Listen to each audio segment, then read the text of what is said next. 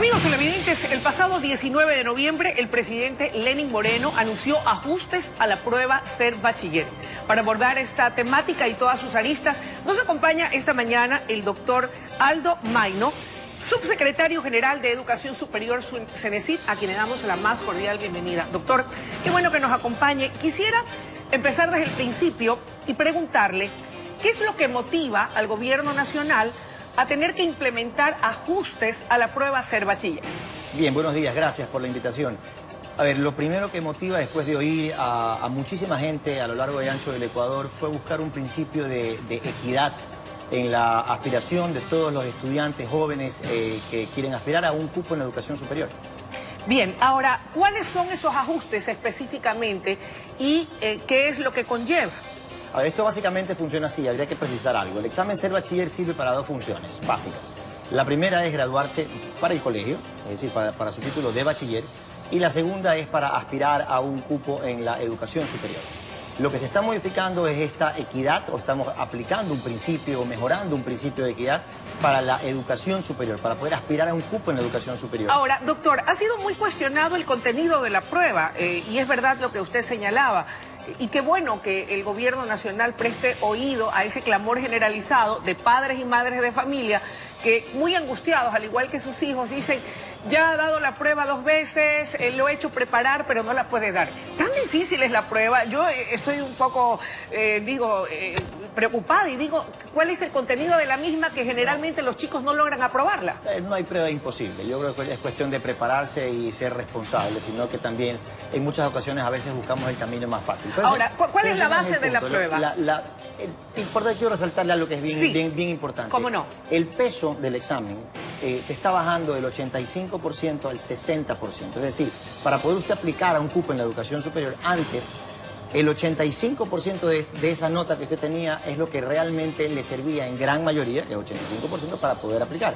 Hoy en día se lo está reduciendo de tal manera que ese examen tiene menos peso, tiene menor importancia, si se puede llamar en otro término, al momento de aplicar. Y el restante 40% es el récord académico del estudiante en los últimos 6 años de su carrera, lo cual vuelve muy importante la responsabilidad de los padres de familia y del estudiante de poder ser un buen estudiante y de aprender durante esos 6 años. Ahora, doctor, aquí usted me va a perdonar, ¿no? Porque a lo mejor muchos dirán, a ver, palo porque bogas y palo porque no. El hecho de restarle ese peso al examen como tal, ¿no va de alguna manera a redundar en bajar la calidad, en este caso, de los conocimientos de quienes aspiran en justicia poder tener un cupo en las universidades públicas o privadas del país? No, de ninguna manera, de ninguna manera. El examen lo que se está tornando es un poquito más humano, digamos. Bien. Y estamos yo creo que dando oportunidad también a muchos estudiantes que han sido muy buenos durante 6 años y lo que oíamos en todos lados es que se juegan el cupo de la educación superior en un solo examen. Y eso entendimos y creo que es correcto. Entonces la idea es darle un poquito más de peso, más de importancia a los últimos 6 años del colegio y no tanto a un solo examen, que el cual se ha reducido en tiempo, por supuesto, y se ha reducido el número de preguntas y el número de áreas del conocimiento. ¿Cuáles son esas áreas del conocimiento? Un poco para saber, y que a lo mejor muchos de los jóvenes... Matemáticas, lengua, literatura, ciencias sociales. ¿Cuestiones de lógica o otro lógica tipo? Abstracta era un área individual, y esa lógica abstracta hoy en día se la ha retirado como un eje individual y se la ha transversalizado, es decir, se la ha puesto de forma transversal en cada una de las áreas del conocimiento. Alguna vez escuché que esa parte precisamente de la lógica abstracta era uno de los puntos o talones de Aquiles en los que muchos fracasaban. Bueno, es que yo creo que de repente no nos entrenamos en el colegio para eso, y eso es algo que ha ido cambiando y que tiene que cambiar. Yo creo que las pruebas están para prepararse uno. Si esa prueba es perfecta y usted la rinde sin haber estudiado y va a salir perfecto, pues entonces ¿cuál es el desafío que le causa a usted la prueba? Quiere decir que es un genio. ¿O cuál es el desafío que le causa la prueba? Claro, ya. Para toda prueba que yo he rendido he tenido que estudiar, es normal. ¿Cuánto es el tiempo que usted cree, y con su experticia en temas educativos, debe tomarse el estudiante para prepararse para rendir la prueba Ser Bachiller? Yo creo que la conciencia de un estudiante tiene que, en su último año, cuando falten a partir de 6 meses, 4 meses por allí, yo creo que ya debería concientizarse y prepararse para esta prueba específica. Es una prueba de repente distinta a la que normalmente viene tomando en el colegio. ¿Cuál es la diferencia? La diferencia es que hoy va a tener simuladores, va a tener documentos en PDF que va a poder imprimir, va a poder transportar con facilidad, van a poder llevar a los distintos lugares, ciudades y pueblos del Ecuador, en donde se van a poder preparar. Yo he visto la prueba. Y la prueba no es imposible. Es una prueba, por supuesto, tendrá su... O sea, no es el cuco la prueba. No, yo veo mucha gente que habla, pero sin ver la prueba. Yo creo que si usted viera la prueba va a entender que si usted se prepara realmente, obviamente pues tiene que vencer el temor, los nervios del día del examen y demás. Pero sin duda tiene que prepararse, no se puede ir a aventurar. Yo creo que como un principio general es que una prueba uno tiene que prepararse. Ahora, ¿qué tiempo va a durar la prueba? Porque entiendo que tal como está concebida actualmente, dura un promedio de 3 horas. Entiendo que con los ajustes estos tiempos también se van a reducir. Está bajando, sí, está bajando a 2 horas 30 minutos. Ya. Para buscar tener menor presión en el estudiante. Ahora, en algún momento hubo los cuestionamientos respecto de la transparencia con que determinados grupos la rendían. Es decir, parece que ya alguien tenía los resultados, se preparaban y fue denunciado y se admitió aquello. ¿De qué manera se va a poder corregir aquello o tomar los correctivos para evitar que eso suceda y que quienes la pasen sean porque verdaderamente se han preparado y tienen los conocimientos, doctor? Claro, bueno, la prueba es administrada por el INEVAL. El INEVAL tiene en conjunto con algunas otras instituciones, esto es una prueba muy segura a través de un sistema informático bastante seguro.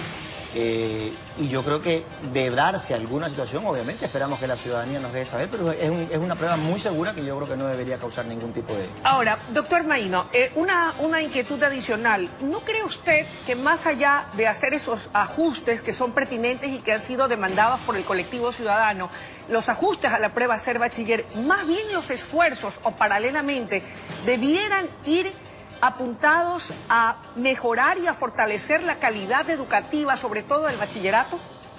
A ver, definitivamente que sí. Yo creo que cada día que pasa en el Ecuador tenemos que buscar fortalecer la educación en general, básica, de media y superior también.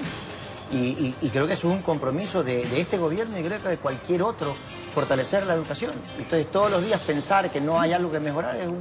Ahora, doctor, ¿hasta dónde se puede mejorar la calidad educativa si por otra parte algunos rectores de universidades han hecho serios cuestionamientos respecto de que se estaría recortando el presupuesto para las universidades públicas, en el sentido de que dicen, bueno, no hay recursos, ¿cómo pagamos nómina? ¿Cómo mejoramos la parte científica e investigativa? ¿Qué se puede hacer en esos casos? ¿Esta renuncia tiene asidero? ¿Está debidamente fundamentada? ¿O es mentira que se ha recortado el presupuesto para las universidades? No, a ver, esto es una distribución de recursos que provienen de fuentes específicas de parte de fondos del Estado, porque las universidades se nutren de fondos de autogestión, es decir, propios, de su gestión directa, y de fondos directos del Estado. ¿Okay? De esos 4 grandes fuentes, el más grande e importante es lo que se llama el FOPEDEUPO, que es el Fondo de Promoción de Universidades y Escuelas Politécnicas. Este FOPEDEUPO se caracteriza o se toma el cálculo en base a un porcentaje de la recaudación del impuesto a la renta y de la recaudación del IVA. Son 2 impuestos que no son valores fijos todos los años. Un año puede ser más, un año puede ser menos. Y ese porcentaje en un año que es más, va a ser más siempre que el año pasado. Y si un año se recauda menor cantidad de impuestos, entonces va a haber teóricamente o prácticamente va a haber menores recursos asignados para ese fondo específico. Ahora, ¿hay forma de suplir aquello o corregirlo, de que tal vez la fuente venga de otro rubro que no sea variable? Es un tema de ley que habría que revisarlo, pero se han hecho los ajustes para causar el menor impacto posible y es importante resaltar que todas las universidades del país, las 26 al menos que reciben los fondos públicos directamente, están garantizadas su operatividad. Ninguna universidad puede estar en riesgo de no operar, de no poder pagar sus profesores, de no poder pagar servicios básicos, ninguna. Es más, y de aquellas 26, por ejemplo, 22 están recibiendo algo más recursos que recibían el año pasado. O sea, aquello del recorte no es tan real, ¿no es cierto? A ver, quiero ser sincero, existe, el recorte es real porque... ¿En qué porcentaje? Se han reducido en aproximadamente 12 millones de dólares luego de ajustes que se han realizado en reasignaciones. Pero aquello es importante de todas maneras. Sí, claro que sí. Bueno, como usted dice, ya será una cuestión de reforma a la ley. Vamos a ver en todo caso qué sucede más adelante. Doctor, gracias por su gentil presencia y por habernos ayudado a comprender y entender mejor en qué consiste esa prueba Ser Bachiller y la importancia, como usted señala, de que para toda prueba hay que prepararse y para todo en la vida, no solamente para la prueba Ser Bachiller, pero para ustedes jóvenes, como bien lo ha dicho el director, el subsecretario, el secretario general de la CENESID, la preparación es esencial. Nuevamente, gracias por habernos acompañado. Gracias a usted. Amigos televidentes, momento de una pausa y enseguida regresamos con mucho más desde la noticia Primera Emisión.